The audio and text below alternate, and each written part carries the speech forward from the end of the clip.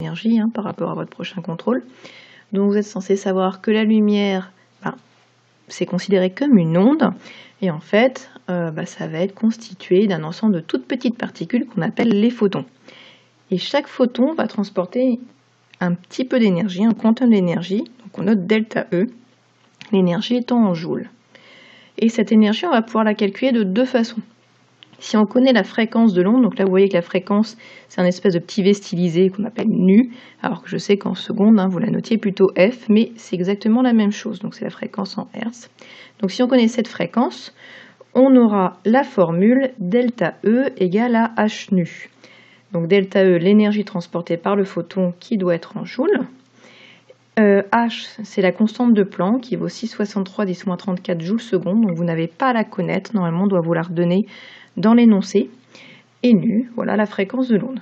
Si par contre, dans l'énoncé, c'est pas la fréquence que vous avez, mais la longueur d'onde de la radiation lumineuse, donc de la lumière, lambda, eh bien vous prendrez l'autre formule, delta E sera égal à H, donc la même constante de Planck que tout à l'heure, fois C, la célérité de la lumière. Normalement, depuis l'année dernière, vous savez que ça vaut 3,0010 puissance 8 mètres par seconde.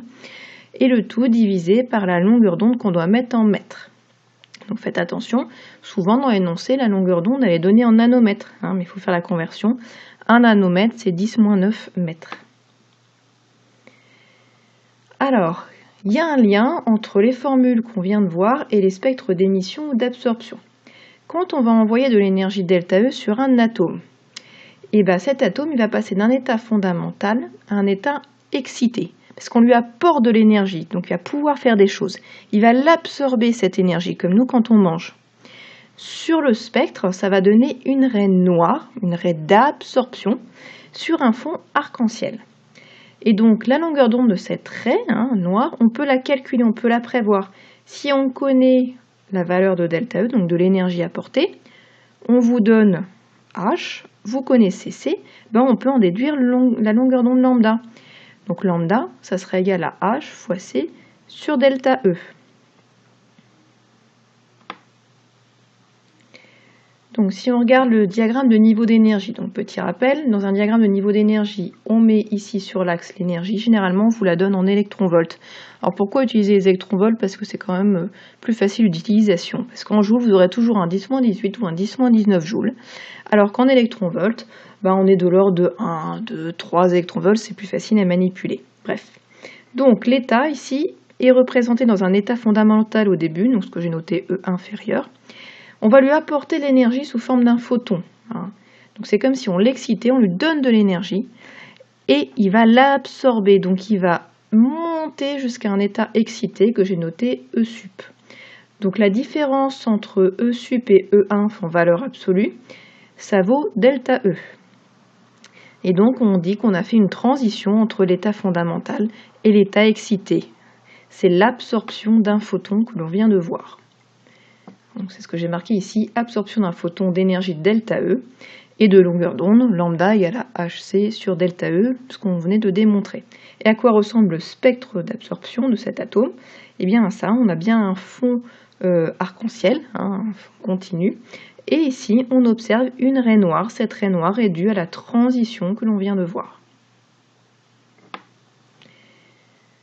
Après, une fois qu'il est excité, l'atome, il peut se désexciter. Il peut retourner à l'état fondamental et en faisant ça, il va émettre un photon. Et ce photon, il aura exactement la même énergie delta E que celle qu'il avait absorbée avant. Donc il ne renvoie que ce qu'il a pris avant. Exactement la même chose. Donc il va émettre un rayonnement. Dès qu'on envoie un photon, on envoie un rayonnement, on envoie une onde. Et la longueur d'onde de cette onde sera égale à HC sur delta E, donc le même delta E tout à l'heure. C'est la même formule. Si on regarde le diagramme de niveau d'énergie, donc on part d'un état excité et plouf, on redescend à l'état fondamental en ayant émis un photon d'énergie delta E et de longueur d'onde lambda. On dit qu'on a fait une transition de l'état excité à l'état fondamental. Et comme tout à l'heure, delta E, vous voyez que c'est bien l'écart énergétique entre l'énergie supérieure et l'énergie inférieure. Donc mettez des valeurs absolues pour ne pas vous tromper. Alors au niveau spectre, ça donne quoi? Donc comme on a émis un photon avec une énergie, c'est-à-dire une seule longueur d'onde, on a un spectre de raie d'émission, c'est-à-dire un fond noir, avec une raie colorée. Et si vous regardez tout à l'heure, c'était exactement à la même place que la raie noire. Donc on avait vu l'année dernière qu'un atome il n'est capable d'émettre que les radiations qu'il peut absorber et inversement. Donc on vient de retrouver ça.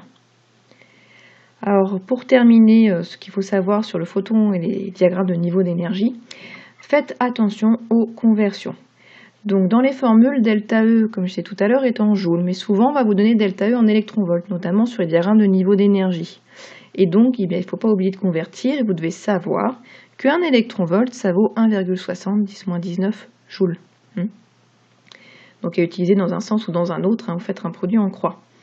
Et dans la formule, alors là c'est mal passé, lambda, donc la longueur d'onde est en mètres, et on la donne souvent en nanomètres. Donc pensez qu'un nanomètre c'est 10-9 mètres, donc si par exemple vous avez 450 nanomètres, et ben dans la formule vous mettez 450 10-9 mètres. Voilà.